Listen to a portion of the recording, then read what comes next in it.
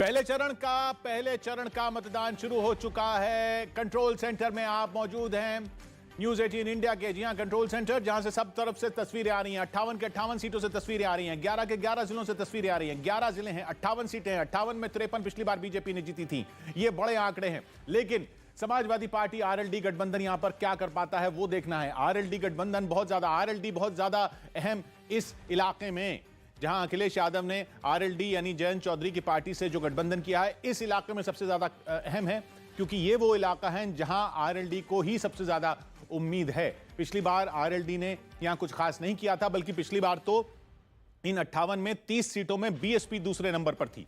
लेकिन इस बार एसपी और आरएलडी गठबंधन का ज्यादा शोर दिख रहा है, या ज्यादा शोर सुनाई दे रहा है। क्या जिसका शोर सुनाई देता है, क्या उसी की तरफ कुछ असर भी होता है? यह जरूरी नहीं है। ये हम कई बार चुनाव दर चुनाव देख चुके हैं कि शोर बहुत बार कई पार्टियों का दिखता है, ऐसी पार्टियों का या ऐसे उम्मीदवारों का जो जरूरी नहीं कि पहले दूसरे नंबर पर हो। तो याद रखिए, इन 58 में दूसरे नंबर पर बीएसपी 30 सीटों पर थी पिछली बार।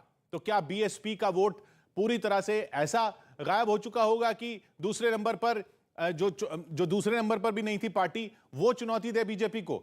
यह देखना है। यह यहां पर असली चीज है सोचने की, समझने की। 58 के 58 सीटों पर हमारे साथी मौजूद हैं। इन 58 के 58 सीटों से लगातार हमारे पास तस्वीरें आ रही हैं, लगातार हम आप तक पहुंचा रहे हैं। प्रीति हमारे साथ नोएडा से बनी हुई है, जावेद मंसूरी हमारे साथ शामली की कैराना सीट से बने हुए हैं, अरुण सिंह हमारे साथ सरदना से बने हुए हैं, अमित पांडे गाजियाबाद में मौजूद हैं, यतेंद्र शर्मा मथुरा में मौजूद हैं, रितिका अलीगढ़ में मौजूद हैं। अब चलते हैं रवि के पास, हमें बुला रहे हैं बहुत देर से। रवि, मुजफ्फरनगर में क्या हो रहा है?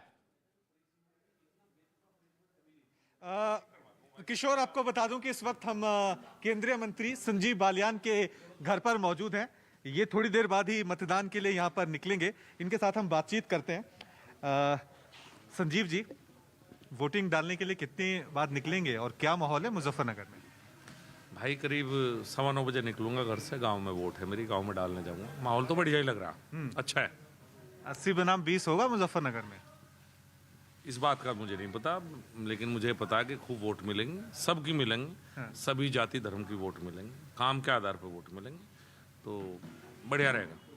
क्योंकि पिछली बार आपने क्लीन स्वीप किया था। बढ़िया रहेगा। इस बार क्या लग रहा है? बढ़िया रहेगा। ये कई तरफ से आवाज सुनने को मिल रही है। हर नेता से बात कीजिए, वो इस इलाके में कहता है बढ़िया रहेगा। ये इलाके का लहजा आप सुनिए, ये भाषा आप सुनिए, जिन से लोग बातें कर रहे हैं, ये बड़ी अलग तरह की भाषा है, अलग तरह की हिंदी है। मजा आता है सुन के। एक भाषा होती है पूरब की जो मीठी कही जाती है, और ये भाषा है इस पूरे जाटलैंड की जो बहुत ही मजेदार कही जाती है। क्यों अरुण, सरदना में आप मौजूद हैं? देखिए, जिस मिठास की बात कर रहे थे, तो गन्ने की मिठास के लिए तो मशहूर है ये पूरा क्षेत्र। जरा आपको ग्रामीण भारत के भी दर्शन करा देते हैं किशोर, और बात कराते हैं उन लोगों से जो रोज अपने खेतों की तरफ जाते हैं और रोज वहां पर निराई गुड़ाई करते हैं, फसल पैदा करते हैं, सबका पेट भरते हैं। कहाँ जा रहे हैं चाचा सवेरे सवेरे? सवेरे खेत में जा रहे हैं हम गन्ने भरने। गन्ने में क्या पानी डालना है? नहीं, मिठास ही डाल रहे हैं। डालना, मिठास बनाना, चीनी। अच्छा, चीनी बनाना है। अब देखिए, जब मैं आपसे बात कर रहा हूँ तो ये बुग्गी किशोर, अब इनको लग रहा है कि कहाँ से कैमरा आ गया। देखिए, बुग्गी तो गई, बहुत तेजी से भागे किशोर, तो उसको लग रहा था कैमरा कहाँ से आ गया। कैमरा देख करके ये जो बुग्गी। जी हाँ, ये एसपी आरएलडी भी इसी उम्मीद में है कि इसी तरह से उनकी बुग्गी भी भागे। ठंड बहुत है, पूरे इलाके में ठंड बहुत है। लगातार हम देख रहे हैं प्रीति भी लगातार हाथ रगड़ रही हैं। प्रीति, ठंड बहुत है वहां नोएडा में भी?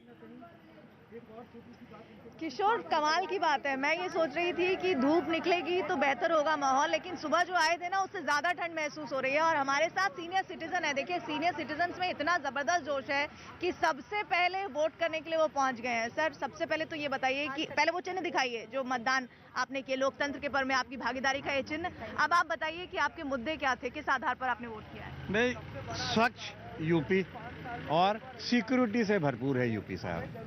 जब से योगी जी आए यहाँ, मोदी और योगी की सरकार है, सिक्योरिटी में कहीं चूक नहीं है। रात में दिन में कभी भी औरतें बच्चे निकल सकती हैं।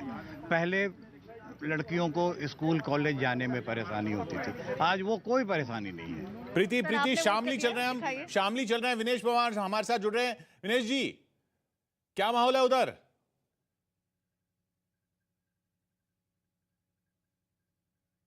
देखिए, माहौल की अगर बात करें तो जिस तरह से किसानों का आंदोलन हुआ, उससे लगातार यही कहा जा रहा था कि किसानों के आंदोलन से बेहद ज्यादा फर्क पड़ेगा, लेकिन ये आसपास के मुजफ्फरनगर, शामली दोनों जनपदों की सीट मिलाकर 9 सीटें बैठती हैं और इस पर जो मुकाबला है वो पूरा जो मुकाबला है घमासान मुकाबला है और वो सिर्फ गठबंधन के साथ आप कहाँ मौजूद हैं विनय जी? आप कहाँ पर हैं इस वक्त? के जो नेता है और आप कहाँ पर है, जरा आसपास का इलाका दिखाएंगे? जी, थाना भवन मौजूद हूँ। मैं बिल्कुल थाना भवन मौजूद हूं और जहां पर गन्ना मंत्री सुरेश राणा हैं जो भारतीय जनता पार्टी के उम्मीदवार हैं, लेकिन खासी नाराजगी उनके प्रति देखने को क्षेत्र में मिल रही है। उनका सिर्फ एक ही कहना है स्थानीय लोगों का कि जब जब उनको जरूरत पड़ी है उनके नेता की, वो जल्द से उनको अवेलेबल नहीं हुए हैं। सिर्फ यही एक छोटी सी शिकायत है। चलिए, अभी कैंडिडेट्स की बात नहीं करते हैं और लोगों के मत की बात नहीं करते हैं, अभी तो माहौल देखना है। और ये ठंड सबसे ज्यादा दिख रही है। ऋतिका भी वहां बार बार, ऋतिका मैं देख रहा हूं आपको हाथ जेब में डालना पड़ रहा है। ठंड बढ़ती जा रही है क्या? बिल्कुल किशोर, ठंड बहुत ज्यादा बढ़ रही है और लोग जो यहाँ पर पहुंच रहे हैं उन पर ठंड का किसी तरीके का कोई असर नहीं है, क्योंकि वो उत्साहित है। ये चाहते हैं कि आज पूरी सोच समझ के साथ अपने मताधिकार का प्रयोग करें। लेकिन जानकारी ये भी मिल रही है कि बीजेपी की ओर से एक बार फिर से जो विधायक है संदीप सिंह, वो यहाँ पर वोट डालने पहुंचेंगे। मौजूदा सरकार में मंत्री है, अपने परिवार के साथ पहुंचेंगे। उनके पिता जो कि एटा से सांसद हैं राजवीर सिंह, वो भी उनके साथ मौजूद रहेंगे। उनकी माँ जो कि प्रेमलता है, जिन्होंने दो बार इसी सीट से चुनाव लड़ा, हालांकि 2012 का चुनाव वो हार गई थी, इससे पहले का चुनाव वो जीती थी। और ये जो गांव है वो खुद ही अपने आप में पूर्व मुख्यमंत्री कल्याण सिंह का गढ़ कहा जाता है और ऐसे में भारतीय जनता पार्टी की यहाँ पर पैठ मजबूत रही है। लेकिन इस बार का मुकाबला, जिस बात का जिक्र आप लगातार करते हुए नजर आ रहे हैं कि देखिए आरएलडी और सपा का गठबंधन हो चुका है, ऐसे में सबसे बड़ी चुनौती है। और आपको याद भी होगा कि अलीगढ़ जिले के अंतर्गत जितनी भी 7 विधानसभा सीटें हैं उस पर पहली बार 2017 में बीजेपी ने जीत दर्ज की थी। लेकिन अब इन सभी सीटों पर बीजेपी को तगड़ी टक्कर कौन दे रहा है? आरएलडी और एसपी। ऐसे में अब क्या जीत का मार्जिन ज्यादा होगा? क्योंकि सबसे बड़ी जीत अगर बीजेपी ने इस सीट से दर्ज की थी तो वो थी 2017 में। 2017 में पूर्व मुख्यमंत्री कल्याण सिंह के पोते ने 50,000 से ज्यादा सीट वोटों से जीत दर्ज की थी। और ऐसे में अब चुनौती बरकरार है। लेकिन जब यहाँ के मतदाताओं से हम बात कर रहे हैं तो उनका साफ तौर पर कहना है, देखिए विकास हुआ है, लेकिन जिस तरीके से बेरोजगारी एक सबसे बड़ा मुद्दा बनकर सामने आ रहा था, दावे ये किए गए थे कि बड़ी बड़ी फैक्ट्रीज यहाँ पर लगाई जाएंगी, रोजगार जो है लोगों को उपलब्ध होगा, युवाओं को दिया जाएगा। रोक रहा हूं ऋतिका आपको। कैराना में भी लाइनें जो है लगी हुई हैं। अभी जावेद वहां पहुंचे। जावेद, अभी कहां पहुंचे आप कैराना में? देखिए, कैराना में पब्लिक इंटर कॉलेज है और उसी पोलिंग सेंटर पर हम मौजूद हैं। अब से थोड़ी देर बाद मृगांका सिंह आएंगी यहाँ पर वोट डालने के लिए। और देखिए, कतार हम सुबह से देख रहे हैं किशोर, लंबी लंबी कतारें हैं, महिलाएं हैं, पुरुष हैं, बुजुर्ग हैं, सब लोग यहाँ पर डटे हुए हैं। बात भी कर लेते हैं जरा सी। ये बताइए कि कितनी देर से इंतजार कर रही हैं अपनी बारी का? बस अभी आई हैं। तो क्या मुद्दे हैं आप लोगों के? अगर सब भाई मिलके, सब भाई मिलके रहें।